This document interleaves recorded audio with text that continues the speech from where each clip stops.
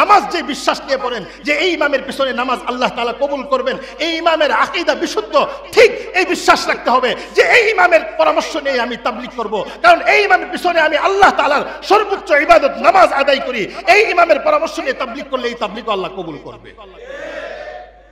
দেশের মুসলমান তাবলীগ করবে, বাইতুল মুকাররমের খতিবের অনুসরণ করতে হবে। বাংলাদেশের মুসলমান তাবলীগ করবে, হাটাজারি মাদ্রাসার ফতোয়ার অনুসরণ করতে হবে। বাংলাদেশের মুসলমান তাবলীগ করবে, জামিয়া মাদানিয়া বারিদার মাদ্রাসার ফতোয়ার অনুসরণ করতে হবে। বাংলাদেশের মুসলমান তাবলীগ করবে, বসুন্ধরা ইসলামিক রিসার্চ সেন্টারের অনুসরণ করতে হবে। বাংলাদেশের মানুষ তাবলীগ করবে, ফরিদাবাদ মাদ্রাসার অনুসরণ করতে হবে। বাংলাদেশের মানুষ তাবলীগ করবে, লালবাগ মাদ্রাসার অনুসরণ করতে হবে, মালিবাগ মাদ্রাসার অনুসরণ করতে হবে। এই দেশের মাদ্রাসাগুলো যেই তাবলীগের কথা বলে, এই দেশের মুফতি সাহেবরা যেই তাবলীগের কথা বলে, সেই তাবলীগের অনুসরণ করতে হবে। সেই তাবলীগের বিরোধিতা যারা করবে তারা কোনোদিন প্রকৃতপক্ষের তাবলীগী হতে পারে না। এই ব্যাপারে প্রথম কোরআন থেকে আমি দলিল দেব, তারপরে হাদিস থেকে দলিল দেব। প্রশংসা কার? সুন্দরের প্রশংসা করবেন, এটাও আল্লাহর জন্য। ক্ষমতার প্রশংসা করবেন, এটাও আল্লাহর জন্য। রৌদ্র ওঠানোর প্রশংসা করবেন, এটাও আল্লাহর জন্য।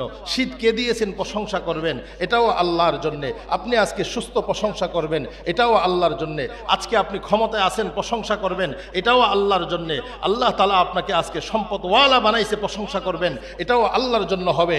আল্লাহ তাআলা আপনাকে পদে বসাইছে প্রশংসা করবেন, এটাও আল্লাহর জন্য হবে। কোনো বান্দার জন্য প্রশংসা হতে পারে না, কোনো বান্দার জন্য ইবাদত হতে পারে না, কোনো বান্দাকে খুশি করার জন্য ইবাদত হতে পারে না। যে এমনটা করবে তার ইবাদত, তার প্রশংসা আল্লাহ তাআলা তার উপরে গজব হিসাবে ফেলবে।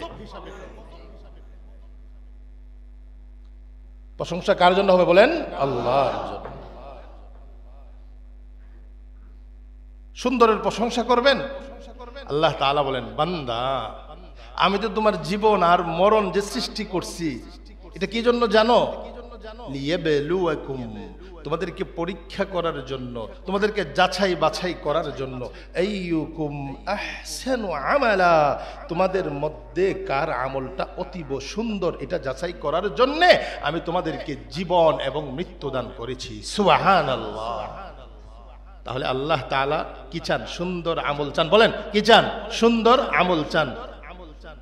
আসছেন নামাজ পড়তেন, কিন্তু আমল সুন্দর হয়েছে না, আল্লাহ তাআলার কাছে যথাযথভাবে গৃহীত হবে না।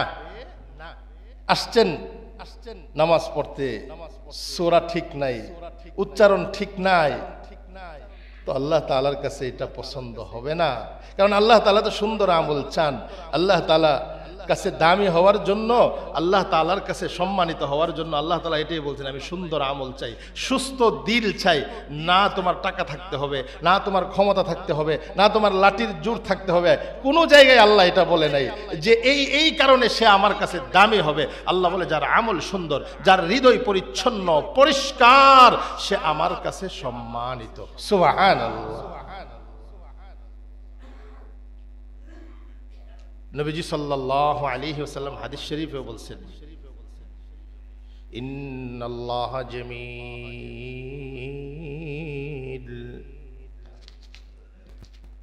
ইন্নাল্লাহ জামিল ইউহিব্বুল জামাল।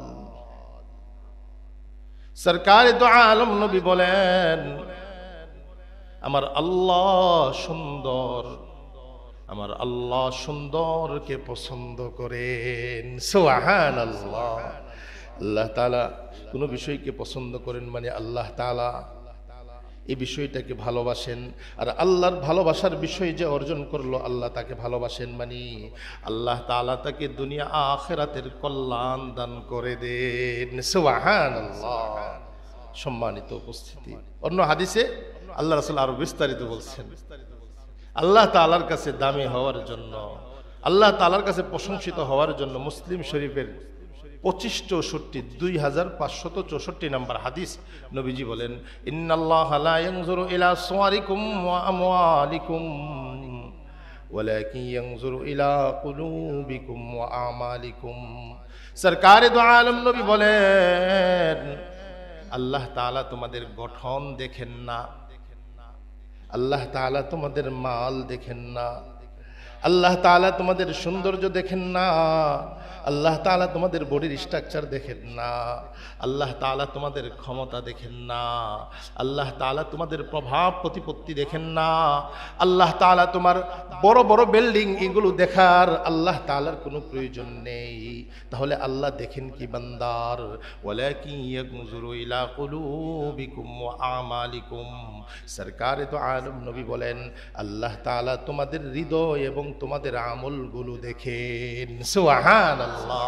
এবার বলেন আমল সুন্দর করার জন্য মালের দরকার আছে? নাই।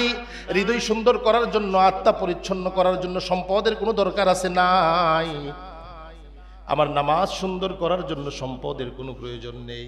আমার নামাজ সুন্দর জন্য যে আমার ইমাম সাহেব বারবার বলতেছে আসেন, আমি আপনাদের জন্য সময় দেব। এমনকি সময় না, শুধু মসজিদ কর্তৃপক্ষ পর্যন্ত আমার কেরাতগুলোকে সহিহ করার জন্য ইশার পরে কোরআনের তালিমের ব্যবস্থা করেছে, কিন্তু আমি আসতে পারি নাই। দুর্বলতা কার?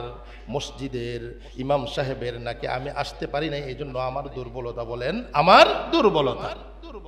আমল সুন্দরের ব্যবস্থাপনা আছে কিন্তু সুন্দর করতে পারতেছি না, অথচ আমার রব চাই এটা আমার আমল সুন্দর হবে। আমার আমল হবে সুন্দর যে আমল দেখলে মানুষের চোখগুলো শীতল হয়ে যাবে। সুবহানাল্লাহ বলেন। তাহলে আল্লাহ আমাদের মাল দেখেন না, আমাদের সৌন্দর্য দেখেন না, কি দেখেন বলেন? আমাদের আমল এবং আমাদের হৃদয়টা। বলেন কি দেখে? আমাদের হৃদয়।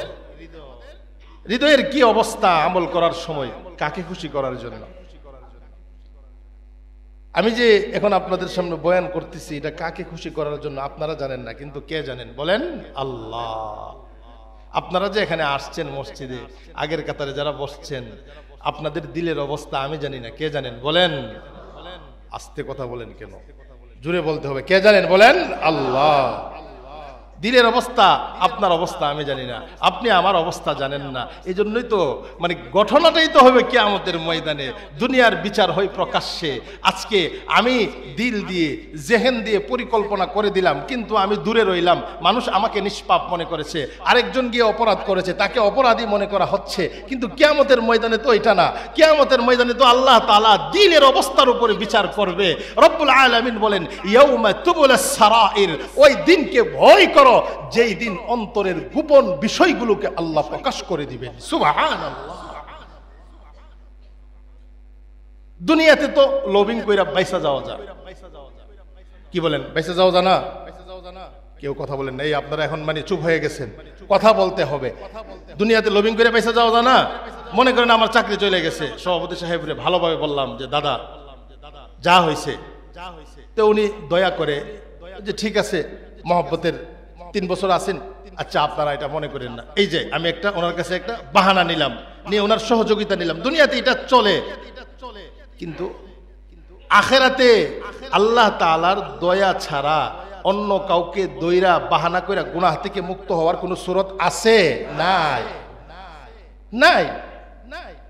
দুনিয়াতে তো আমি মিথ্যা বুঝাইলাম যে আমি এটা করি নাই, কেউ দেখেন নাই, একটা অন্যায় আমার এমন হয়েছে যার কারণে আমার পিছনে ইমামতি আর চলে না, আপনারা কেউ জানেন না।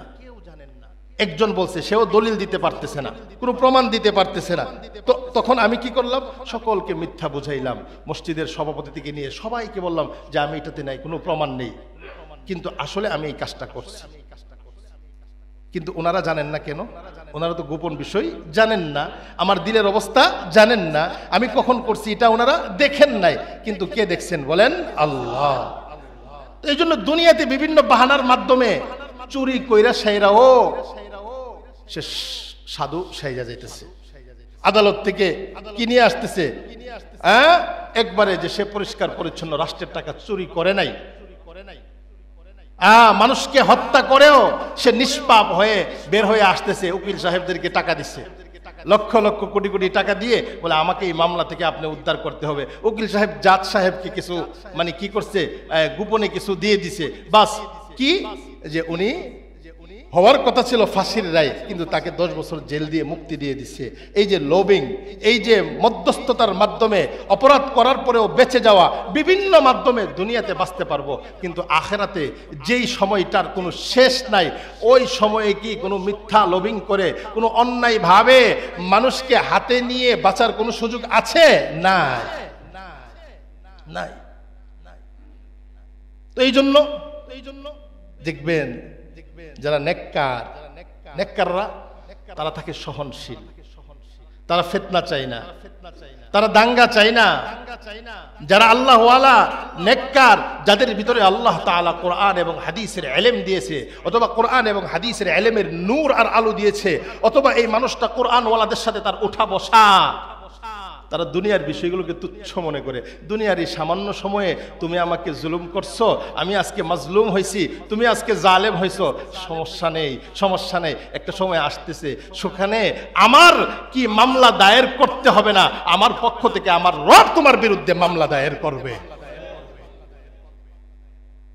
অনেক মাজলুম তারা দুনিয়াতে বিচার পায় না, দুনিয়াতে তারা কি পায় না? বিচার পায় না। আর ক্ষমতা থাকলে নিজের বাবার 14 গোষ্ঠীর কি করা যায়? বিচার করা যায়, অন্যায়ভাবে করা যায়, মিথ্যা সাক্ষী সাজিয়েও করা যায়। দুনিয়াতে এটা আল্লাহ তাআলা দিয়ে দিচ্ছেন সুযোগ, করো। আমি তো তোমাদেরকে দিছি হায়াত, জীবন এবং মরণ তোমাদেরকে পরীক্ষা করার জন্য, কে ভালো কাজ করবা, কে মন্দ কাজ করবা, করো। এই জন্য আমি আপনাদেরকে বলবো, এই জীবন, এই মরণ আল্লাহ তাআলা দিয়েছে ভালো কাজ করার জন্য। এই জীবন আল্লাহ তাআলা এই জন্য দেই নাই যে আমি আরেকজনের ব্যাপারে মিথ্যা অপবাদ দেব, আমি আরেকজনের ব্যাপারে মিথ্যা তুহমত দিব, আমি আরেকজনের ব্যাপারে কি হয়ে যাব, কোনো একটা সামান্য বিষয় নিয়ে এসে আমি তাকে একবারে দুনিয়া থেকে বিদায় করার কাছাকাছি চলে যাব। এই অধিকার আল্লাহ তাআলা আমাকে দেই নাই। আমি তো মুমিন, আমি তো মুসলমান, আমি তো মুহাম্মদুর রাসূলুল্লাহ সাল্লাল্লাহু আলাইহি ওয়াসাল্লামের উম্মত। আমাকে তো আমার রব বলছে আমার আমলকে সুন্দর করার জন্য, আমি যেন মুহসিনিন হয়ে যাই, নেককার হয়ে যাই, আমি যেন মুত্তাকি হয়ে যাই, আমি যেন ক্ষুধাভীরু হয়ে যাই। কিন্তু আমি কি পথে চলতেছি, কোন পথে চলতেছি? যেই পথ আমাকে ঝগড়ার দিকে নিয়ে যায়, যেই পথ আমাকে মারার দিকে নিয়ে যায়, রব্বে কাবার কসম করে বলি, কোরআনের কসম করে বলি, আল্লাহর কসম করে বলি, হে মুসলমান যুবক ভাইরা, হে মুসলমান বাবারা, আপনারা দ্বীনের উপরে পরিপূর্ণভাবে চলতে চান, আপনার রব কি বলছেন কোরআনে, কাকে অনুসরণ করার জন্য? আপনি কাকে অনুসরণ করতেছেন? আপনি কার কথা মতে দ্বীনের উপরে চলবেন, কার কথা মতে আপনি দ্বীনের পথে চলবেন? আপনি আপনার মসজিদের ইমামের পিছনে আল্লাহ তাআলার দেওয়া সবচেয়ে বড় বিধান নামাজ পড়তে পারেন। আপনি আপনার মসজিদের ইমাম সাহেবের পিছনে 5 ওয়াক্ত নামাজ আপনি ইক্তেদা করতেছেন, আল্লাহ তাআলার সবচেয়ে বড় বিধান আপনি ইমামের পিছনে পড়তেছেন, তাকে অনুসরণ করতেছেন। কিন্তু ধর্মীয় অন্য কোনো বিষয়ে যখন আসে তখন ইমাম সাহেবের কাছে আসেন না, তখন আপনি আপনার আমিরের কাছে চলে যান, 3 দিন সময় লাগাইছে তার কাছে চলে যান, তার সমাধান নেন। সে আপনাকে কি সমাধান দিবে? তার ভিতরে কোরআনের কি ইলম আছে, হাদিসের কি ইলম আছে? নামাজ যেমন ইবাদত, তাবলীগ যেমন ইবাদত, জিহাদ যেমন ইবাদত। আপনি যদি নামাজ ইবাদত মনে করে ইমাম সাহেবকে অনুসরণ করেন, তাবলীগ করতে হলে ইমাম সাহেবকে অনুসরণ করেই তাবলীগ করতে হবে।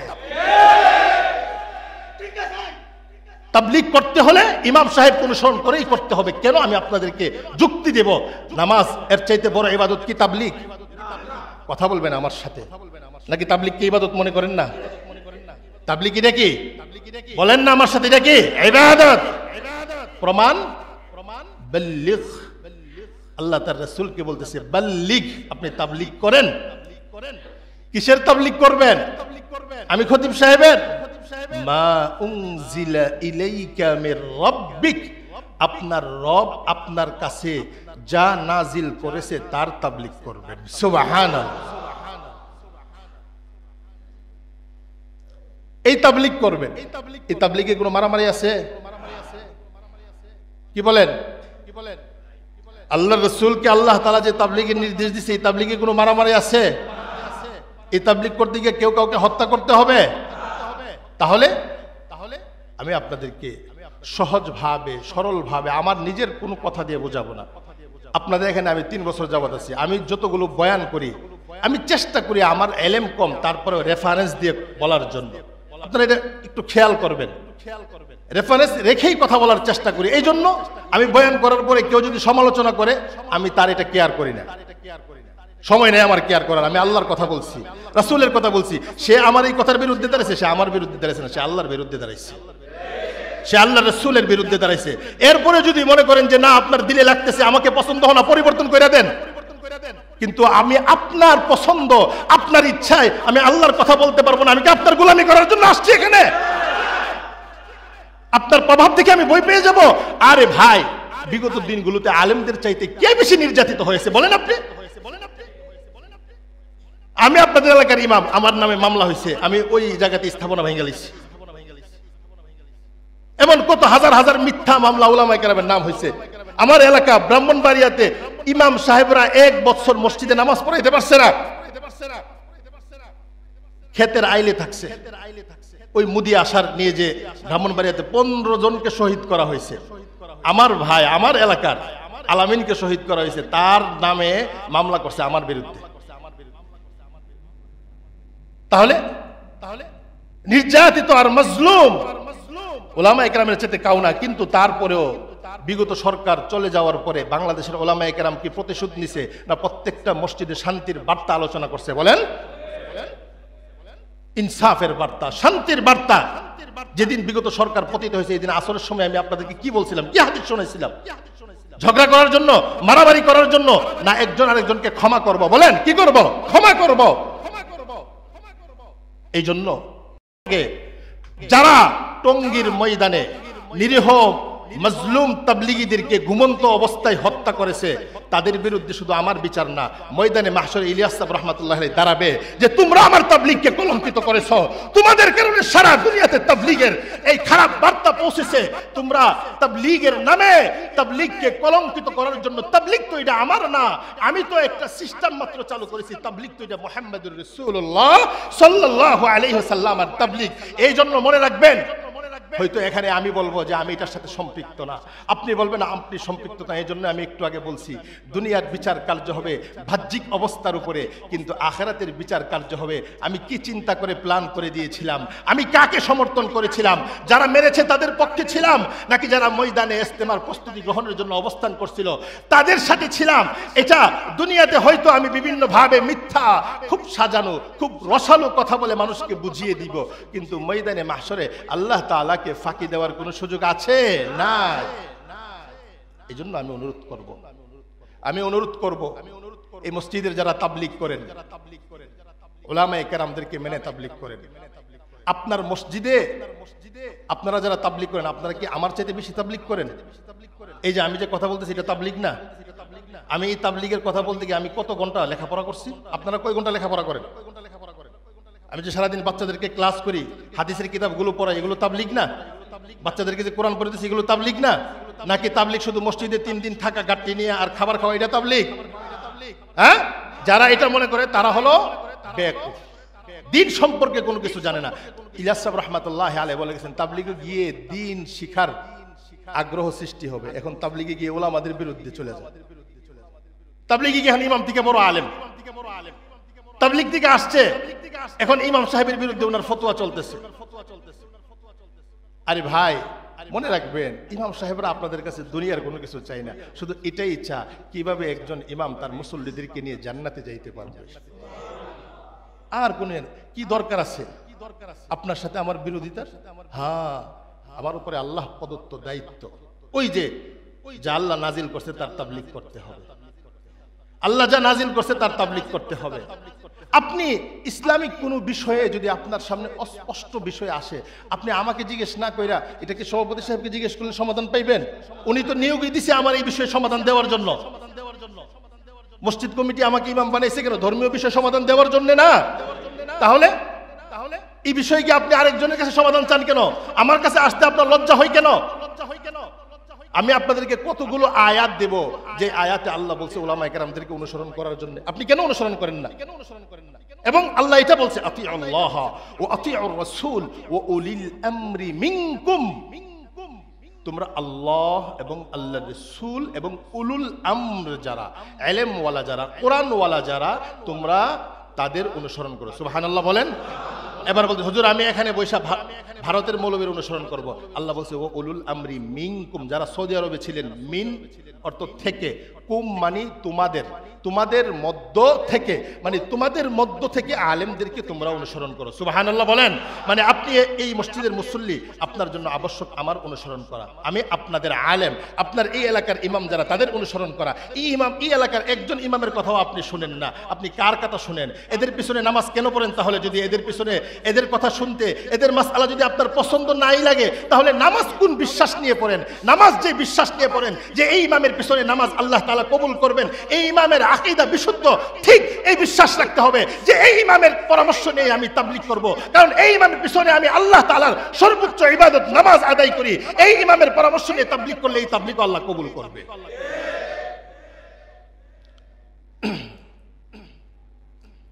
আল্লাহ তাআলা সূরাতুন নূর আয়াত বলে দিতেছি, কত নাম্বার পারা আয়াত বলছি? সূরাতুন নূর 18 নাম্বার পারার 16 নাম্বার পৃষ্ঠার প্রথম আয়াত।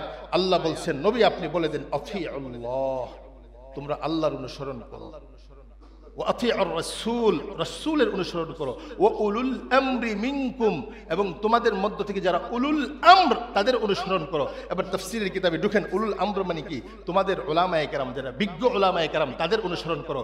বাংলাদেশের মুসলমান তাবলীগ করবে, বাইতুল মুকাররমের খতিবের অনুসরণ করতে হবে। বাংলাদেশের মুসলমান তাবলীগ করবে, হাটাজারি মাদ্রাসার ফতোয়ার অনুসরণ করতে হবে। বাংলাদেশের মুসলমান তাবলীগ করবে, জামিয়া মাদানিয়া বারিদার মাদ্রাসার ফতোয়ার অনুসরণ করতে হবে। বাংলাদেশের মুসলমান তাবলীগ করবে, ইসলামিক রিসার্চ সেন্টারের অনুসরণ করতে হবে। বাংলাদেশের মানুষ তাবলীগ করবে, ফরিদাবাদ মাদ্রাসার অনুসরণ করতে হবে। বাংলাদেশের মানুষ তাবলীগ করবে, লালবাগ মাদ্রাসার অনুসরণ করতে হবে, মালিবাগ মাদ্রাসার অনুসরণ করতে হবে। এই দেশের মাদ্রাসাগুলো যেই তাবলীগের কথা বলে, এই দেশের মুফতি সাহেবরা যেই তাবলীগের কথা বলে, সেই তাবলীগের অনুসরণ করতে হবে। সেই তাবলীগের বিরোধিতা যারা করবে, তারা কোনোদিন প্রকৃতপক্ষের তাবলীগী হতে পারে না।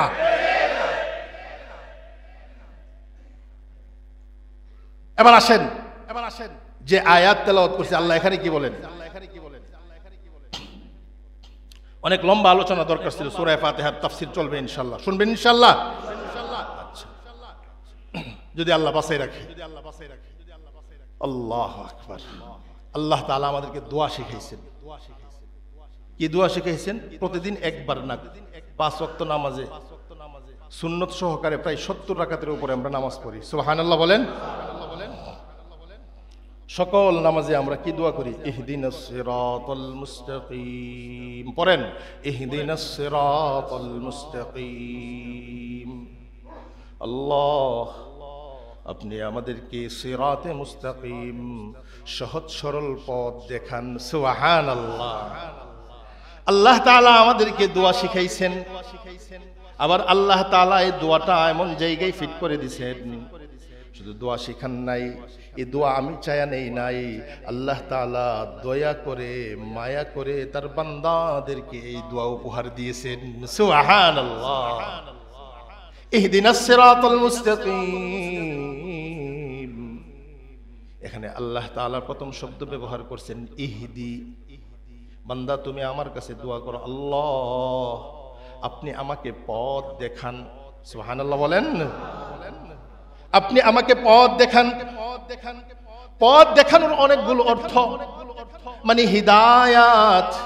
হিদায়াতের অনেকগুলো অর্থ। হিদায়াতের 3টা অর্থ। বলেন কয়টা অর্থ? 3টা অর্থ। 1 নম্বর অর্থ হলো ব্যাপক হেদায়েত। আল্লাহ তাআলা মানুষকে যেমন দিয়েছে, কুকুরকেও দিয়েছে, জড় বস্তুকে আল্লাহ তাআলা হেদায়েত দিয়েছে। তার জীবন যাপন কিভাবে হবে এই জ্ঞান আল্লাহ তাআলা সকল বস্তুকে দান করেছেন। সুবহানাল্লাহ। এটা হলো ব্যাপক হেদায়েত। আসমান জমিনে যত বালিকণা আছে, এই সবগুলোকে আপন আপন জায়গায় আল্লাহ তাআলা তাদেরকে বুঝ শক্তি দান করেছেন। সুবহানাল্লাহ। এটা হলো ব্যাপক হেদায়েত। এটা স্বয়ং আল্লাহ তাআলা দিতে পারেন, এটা আমি আপনি দিতে পারবো না। বলেন এটা কে দিতে পারবেন? আল্লাহ। এই হেদায়েত প্রমাণ কি? কোরআনে কারীমে অনেক জায়গায় আছে। সাব্বাহা লিল্লাহি মা ফিস সামাওয়াতি ওয়া মা ফিল আরদ। রব্বুল আলামিন বলেন, আসমান জমিনে যা আছে এই সবগুলো আল্লাহ তাআলার পবিত্রতা বর্ণনা করে। সুবহানাল্লাহ। এবার প্রশ্ন হইতে পারে, হুজুর আমি তো সুবহানাল্লাহ বললাম, আমি শুনছি, কিন্তু আমার সামনে যে এই কাঠের টুকরাটা আছে এটাও কি আল্লাহর পবিত্রতা বর্ণনা করে? আল্লাহর কোরআন বলে সেও আল্লাহর পবিত্রতা বর্ণনা করে। সুবহানাল্লাহ। বলে হুজুর এটার প্রমাণ কি? ওয়া ইম মিন শাইইন ইল্লা ইউসাব্বিহু বিহামদি। রব্বুল আলামিন বলেন দুনিয়াতে যত বস্তু আছে সকল বস্তু তার রবের পবিত্রতা আর গুণ বর্ণনা করে। ওয়ালাকিন লা তাফকাহুনা তাসবিহাহুম, কিন্তু তোমরা এদের পবিত্রতা আর গুণ আর ভাষা বুঝো না। আমি আল্লাহ এগুলোকে সৃষ্টি করছি, আমি প্রত্যেকের ভাষা বুঝি, এরা আমার প্রশংসা করে। সুবহানাল্লাহ। মুফাসসিরিনে কেরাম এই আয়াতগুলোকে সামনে রেখে বলে, এই মানব, তোমাকে আল্লাহ জবান দিয়েছে, অঙ্গ প্রত্যঙ্গ দিয়েছে, তুমি আল্লাহ তাআলার প্রশংসা করো না। তোমার প্রশংসার আল্লাহর দরকার নেই। একটা জড় বস্তু সেও আল্লাহর প্রশংসা করে, একটা ধূলিকণা সেও আল্লাহর প্রশংসা করে, বৃক্ষরাজি দাঁড়িয়ে আছে সেও আল্লাহর প্রশংসা করে। সারা দুনিয়ার সবগুলো বস্তু আল্লাহ তাআলার হুকুম মেনে আল্লাহ তাআলাকে সেজদা করে। সুবহানাল্লাহ। বলে হুজুর গাছ সেজদা করে আমরা তো দেখি না। গাছকে আল্লাহ যে হুকুম দিছে এই হুকুম পালন করাই মানে সেজদা করা। সুবহানাল্লাহ বলেন। গাছকে আল্লাহ হুকুম দিছে তুমি আমার বান্দাদেরকে অক্সিজেন দিবা, সে এই হুকুম মেনে নিয়েছে। সূর্যকে আল্লাহ হুকুম দিয়েছে তুমি আলো দিবা, সে হুকুম মেনে নিয়েছে, মানে সূর্য আল্লাহ তাআলার হুকুম মেনে আল্লাহর সেজদা করতেছে। সুবহানাল্লাহ। এই প্রত্যেক জড় বস্তু যেগুলো আমরা মনে করি যে বালি কণা পাথর, এই বস্তুগুলোকেও আল্লাহ যে হেদায়েত দিয়েছে এটা হলো ব্যাপক হেদায়েত। সুবহানাল্লাহ। হেদায়েত দুই নাম্বার হলো ওই হেদায়েত, যে হেদায়েত আল্লাহ তাআলা নবী রাসূলগণ পাঠিয়ে দিয়েছেন, এটা হলো দ্বিতীয় নাম্বার প্রকারের হেদায়েত। প্রথম প্রকারের হেদায়েত এটা আল্লাহ কর্তৃক, দ্বিতীয় নম্বরের যে হিদায়াত নবী রাসূলগণকে পাঠিয়ে দিয়েছেন, আসমানি কিতাবের মাধ্যমে দিয়েছেন, এই হিদায়াত এর অর্থ হলো কি? আমি যেমন আপনাদের সামনে ওয়াজ করে আপনাদেরকে ইসলামের পথ দেখাইছি, নবীগণও উম্মতের সামনে আসমানি কিতাব রেখে তাদেরকে দ্বীনি পথ দেখাইছে। এটা হলো হেদায়েত। হেদায়েত অর্থ হলো পথ প্রদর্শন করা। বলেন কি? পথ প্রদর্শন করা। নবী রাসূলগণকে আল্লাহ তাআলা পাঠাইছেন, ওনারা পথ দেখাইছেন, এটা জান্নাতের পথ, এটা জাহান্নামের পথ, এটা দেখাইছেন। এতটুকুই দায়িত্ব। এখন কোন মৌলবী যদি বলে যে না এটা না, আমি একবারে আমার মুসল্লি যারা আছে সকলকে নিয়ে আমি একবারে জান্নাতের পথে উঠে এদেরকে নিশ্চিত জান্নাতি বানায়া দিছি, তাহলে এই কথা গ্রহণযোগ্য হবে না। জান্নাতের পথ দেখাইতে পারবো, কিন্তু নিশ্চিত আপনাকে জান্নাতি বানানোর ক্ষমতা আমার নাই।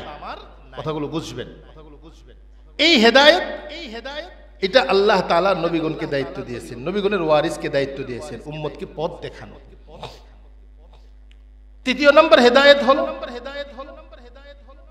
ওই হেদায়েত যেটা আল্লাহ তাআলা কোরআনে কারীমে কখনো কোনো নবীদের ব্যাপারে ব্যবহার করেছেন, মুমিনদের ব্যাপারে ব্যবহার করেছেন, আমাদেরকেও বলতেছেন ইহদিনাস সিরাতাল মুস্তাকিম।